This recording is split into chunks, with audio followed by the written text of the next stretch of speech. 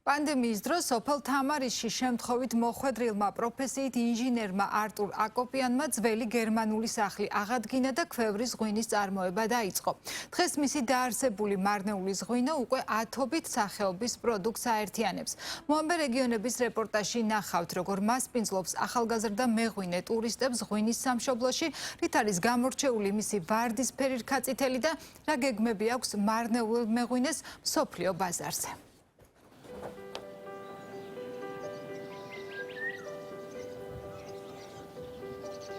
ეს გარემო უნიკალური მარანი და აქ არსებული განსაკუთრებული გემოვნური თვისებების მქონე ღვინოები მარნეულის მუნიციპალიტეტის სოფელ თამარისში მდებარეობს.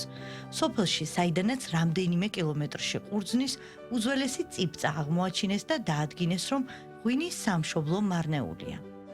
ეს არის ჩვენი მარანი, წარმოგიდგენთ ამ მარანს, ეს ჩვენი ხელით არის აშენებული, მაგრამ ძველი ტრადიციები და იმით მემკვიდრეობით რაც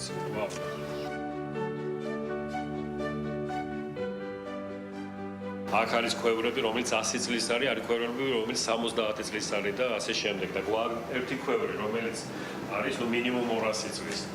ჩვენ ახლა რასაც ვარაუდობთ, რომ 250 წლის მაინც უნდა იყოს და ცოტა განსაკუთრებული ფორმაც არის და რა ვიცი, ჩვენი სავიზიტო ბარათებით არის, ასე რომ ვთქვა და მშვენიერი ღვინოებით გება ჩვენ ქვევრებში. ეს მოფუსფუსე მეღვინე არტურ აკოპიანია. პირველი ბოთლის ღვინო 2019 წელს ჩამოასხა. მოგვიანებით IP მარნეულის ღვინო დააარსა და დაამსხვრია მითი, რომ მარნეულში მხოლოდ ბოსტნეული მოყავთ. მარნეულის ღვინოს პომიდრის გემო არ აქვს, ამბობს ახალგაზრდა მეღვინე და მის მარანში მისულ სტუმრებს ღვინის მრავალი სახეობის დაგემოვნებას თავაზობს. მათ შორის არის ქისი, თაკვერი, ვარდისფერი რქაწითელი. ტენდენციებიდან გამომდინარე, ვცდილობ რომ ცოტა სუბუქი ღვინო გავაკეთოთ. მოთხოვნილებიდან გამომდინარე, უფრო ცოტა სუბუქ ღვინოებზე არის ახლა აქცენტი და ჩვენ გვინდა თან ტრადიციულად რომ დავამზადოთ.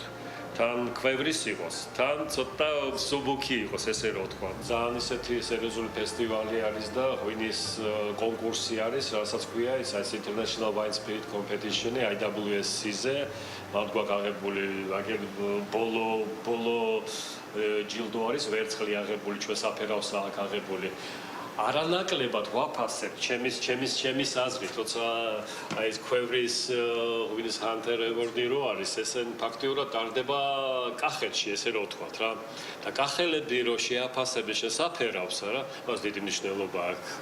იმიტომ რომ კახელების სავიზიტო ბარათია საფერავი და არ ამგონია რომ ვიღაცა წინ დაუდგეს და ჯილდო გაქვთ აქაც, ხო? რა თქმა უნდა, აქ ბრინჯაო გვაქვს აღებული.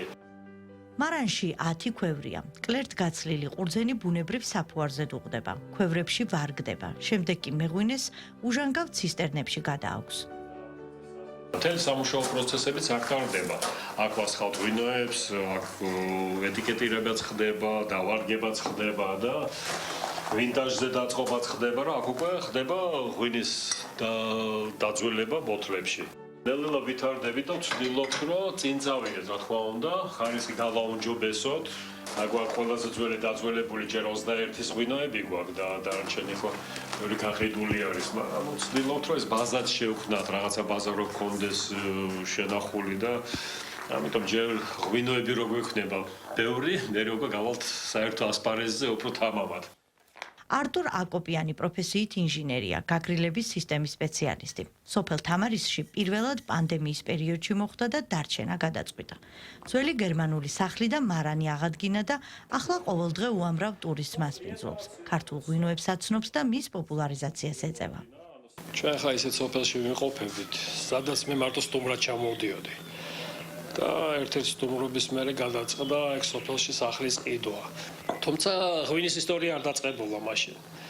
ნელ-ნელა ჩავერთეთ, ეთყობა ცოტა ასაკმაც მოიტანა, იმიტომ რომ მთელი ცხოვრება მიყვარდა გაიღვინოს მივირთმევდი ხოლმე. ცხოვრებული მამაჩემიც მასე იყო, მაგრამ საჭაშნიკეს ღვინოს ვავდა მარტო, სახლის ღვინოს არ ეკარებოდა და ეთყობა რაღაც მომენტში გაიღვიძა ჩემში. მთელი ოჯახი გადმოვბარგდით აქეთ.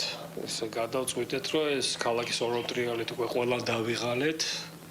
და გადმოვიდით აქ საცხოვრებლად. აქ დავუკვირდით, ბევრი რამე გავაკეთეთ ისეთი, რასაც ბევრს არ გაუკეთებია მთელი ცხოვრება.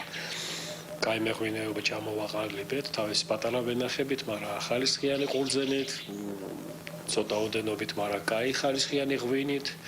აქცენტი გვაქვს იმაზე, რომ ხალხი მივიღოთ, ტურისტი მივიღოთ, მით უმეტეს ისეთ ადგილას ვიმყოფებით, რომ ეს 8000 წლის ისტორია ჩვენგან მოდის, აქედან მოდის.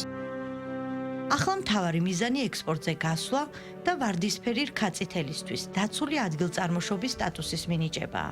მსოფლიო რუკაზე კი მარნეული, როგორც უძველესი ღვინის სამშობლო, სადაც ღვინოს ჯერ კიდევ 8000 წლის წინ აყენებდნენ, უკვე არსებობს.